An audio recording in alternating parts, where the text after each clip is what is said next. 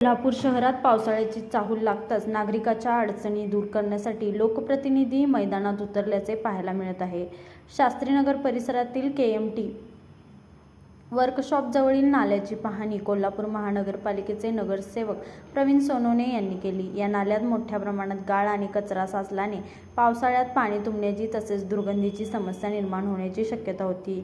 याची दखल घेत नगरसेवक सोनवणे यांच्या पाठपुराव्यानंतर महानगरपालिकेच्या कर्मचाऱ्यांकडून नाल्याची स्वच्छता मोहीम हाती घेण्यात आली।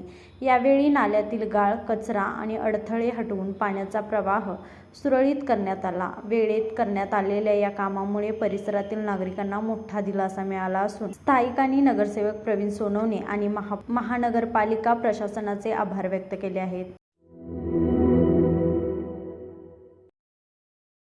सर्किट बेंच झालं, आता IT पार्क होणार। आपलं कोल्हापूर आता मेट्रो सिटी होणार। कोल्हापूर पासून हाकेच्या अंतरावर वडणगेमध्ये बुक करा सर्व सोयींनी युक्त प्लॉट आता फक्त 7 ते 9 लाखात।